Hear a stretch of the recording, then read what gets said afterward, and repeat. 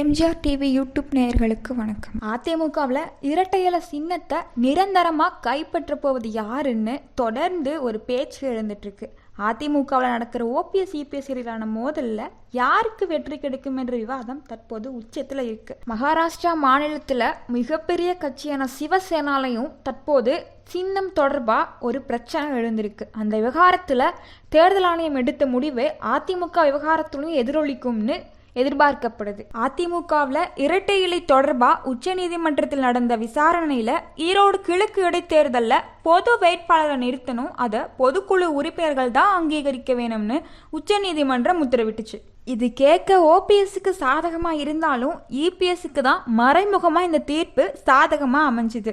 பொதுக்குழுவில் ஓபிஎஸ் இடம்பெறலாம், ஆனால் வேட்பு மனுவில் அவைத்தலைவர் தமிழ்மிகன் உசேன் தான் கையெழுத்து போட வேணும்னு உச்சநீதிமன்றம் உத்தரவிட்டுச்சு. உச்சநீதிமன்றத்தின் இந்த உத்தரவு இடைத்தேர்தலுக்கு மட்டும்தான். பொதுக்குழுவை உடனே கூட்ட முடியாத பட்சத்தில் கடிதம் மூலமாக பொதுக்குழு உறுப்பினர்களிடம் ஆலோசனையை பெற வேண்டும்னு முடிவு செய்யப்பட்டு இடைக்கால உத்தரவு போடப்பட்டுச்சு. இதன் மூலம் கேஎஸ் தென்னரசு பொதுக்குழு உறுப்பினர்கள் ஆதரவை பெற்று அதிமுக வேட்பாளர் ஆனார். ஈரோடு இடைத்தேர்தலில் ஓபிஎஸ் தனது வேட்பாளர் செந்தில வாபஸ் வாங்க வேண்டிய சூழலுக்கு தள்ளப்பட்டார். மேலும் தேர்தல் பிரச்சாரங்கள்ல இருந்தும் ஓபிஎஸ் நிராகரிக்கப்பட்டுட்டாரு.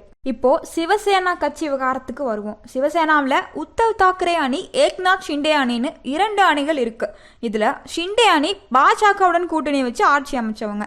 இதனால தாக்கரே அணியில தேசியவாத காங்கிரஸ் மற்றும் காங்கிரஸ் கூட்டணி ஆட்சி முறிஞ்சிருச்சு. இதனால சிவசேனா சின்னமான வில்லம்பு சின்னத்தையும் கட்சியின் உரிமையும் கேட்டு ஷிண்டே தேர்தல் ஆணையத்தில் முறையிட்டார். இறுதியாக தேர்தல் ஆணையத்தின் மூலமா ஷிண்டேவுக்கு சின்னம் கிடைச்சிருச்சு. எந்த அடிப்படையில் ஷிண்டேவுக்கு சின்னத்தை வழங்கப்பட்டிருக்குன்னு தேர்தல் ஆணையம் ஒரு 3 விஷயங்களை குறிப்பிட்டிருக்காங்க. முதலாவதா, யாருக்கு எம்எல்ஏ பொதுக்குழு உறுப்பினர்கள் மெஜாரிட்டியாக இருப்பது. 2வது, உத்தவ் தாக்கரே கட்சி தலைவராகிய போது கட்சி விதிகளில் மாற்றம் முறையாக செய்யப்பட்டுச்சா.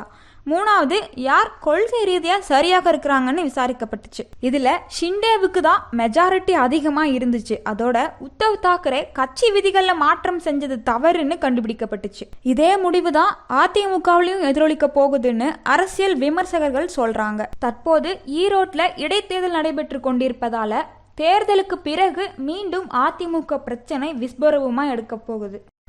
மேலும் பல அரசியல் செய்திகளை அறிந்து கொள்ள எம்ஜிஆர் டிவி யூடியூப் சேனலை சப்ஸ்கிரைப் பண்ணவும்.